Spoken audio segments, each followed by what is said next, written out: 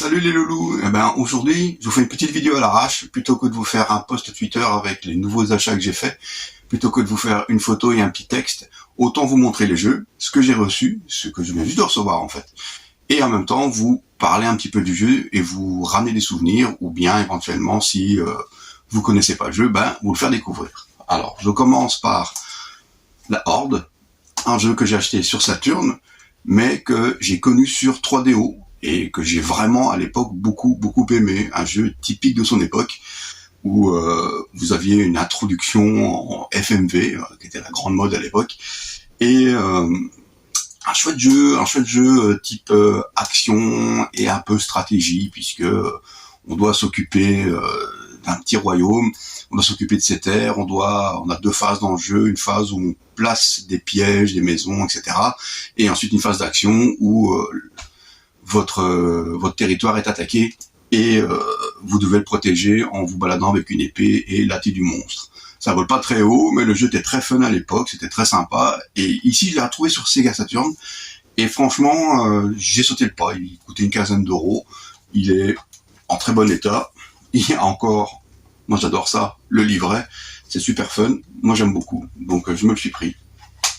Voilà, la Horde sur Saturn. Ensuite,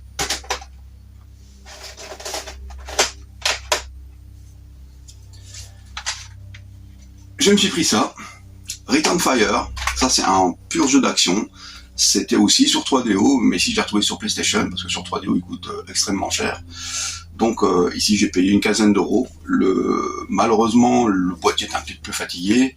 On voit que le jeu a vécu, mais voilà, le jeu est fonctionnel. Il y a de nouveau le petit livret qui va bien.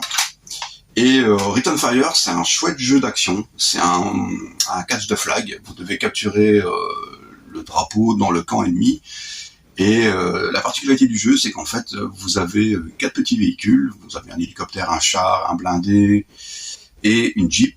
Et en fait, chaque véhicule a ses caractéristiques. Donc par exemple, vous devez découvrir où se trouve le drapeau caché dans le camp ennemi. Et une fois que vous l'avez trouvé, en fait, il n'y a que la Jeep qui peut vous le ramener dans votre camp. Donc il faut sortir la Jeep, mais qui est extrêmement fragile. Donc il faut avoir nettoyé le camp ennemi avant. Et pour ça, vous devez utiliser votre blindé qui est plus ou moins un middle class. Ensuite, vous avez l'hélicoptère qui est beaucoup plus rapide, qui évidemment survole, mais qui est assez fragile. Et enfin, vous avez, je pense, une espèce de blindé VAB qui lance des missiles, mais qui, lui, si je me rappelle bien, est un peu plus lourd et beaucoup plus lent. Donc voilà, un très chouette jeu, avec une caractéristique que moi j'aime beaucoup, c'est que chaque véhicule a sa propre musique classique. Donc quand vous choisissez votre véhicule et qui sort de la base, il y a une musique classique qui s'enclenche et qui fonctionne en fait en rapport avec le véhicule. Par exemple, l'hélicoptère, vous avez la chevauchée des Valkyries qui démarre, jouée par un orchestre symphonique. Il me semble que il y en a un, c'est le vol, je ne sais pas, le vol du Bourdon, je ne saurais plus le dire.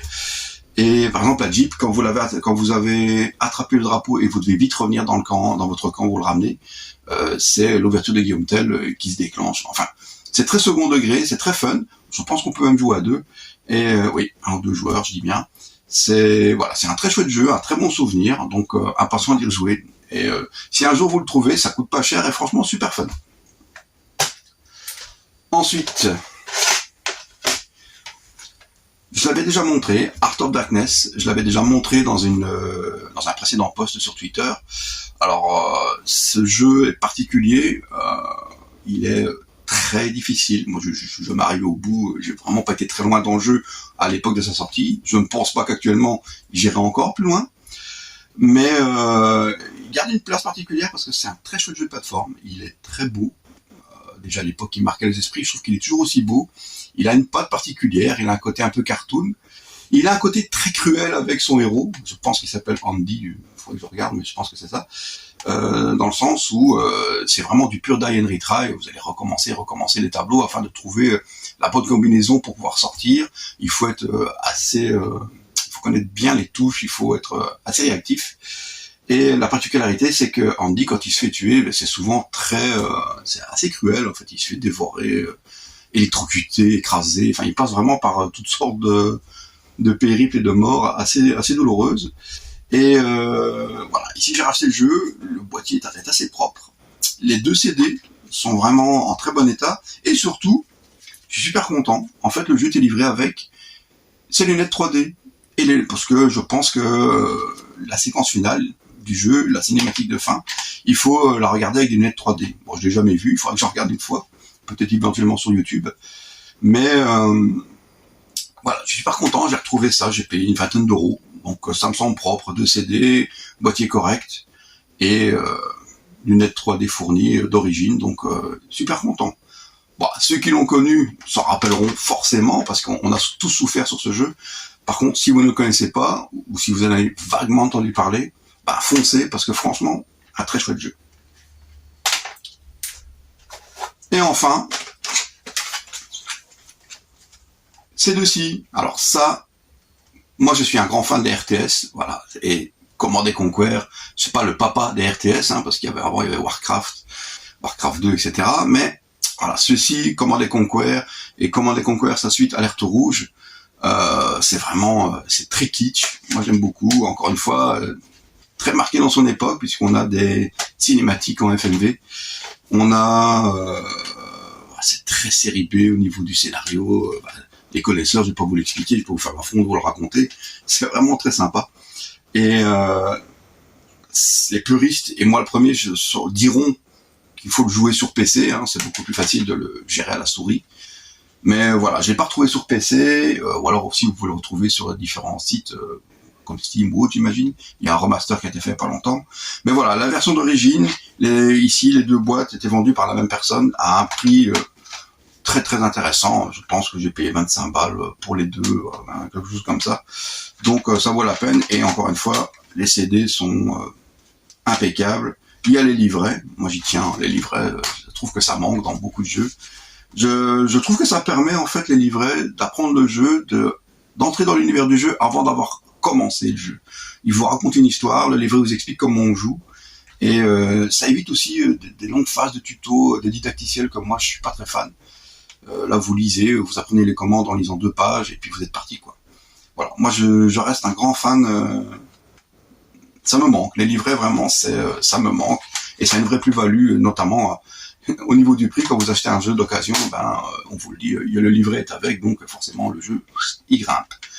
Voilà, Command & Conquer et Alerte Rouge, 2 jeux qui m'ont marqué, que j'ai beaucoup aimé, et voilà, à l'occasion, si un jour vous voulez remettre la main dessus, c'est très second degré et très fun à jouer, même si rien de comparable avec les nouvelles IA dans certains jeux de stratégie. Ici, c'est assez bourrin, voilà, c'est très particulier, mais moi j'aime beaucoup, j'aime vraiment beaucoup, et je suis super content de les avoir retrouvés. Voilà, vidéo très courte de présentation, j'espère que ça vous aura plu, et que voilà, ça vous aura donné envie de découvrir ou de redécouvrir ces jeux.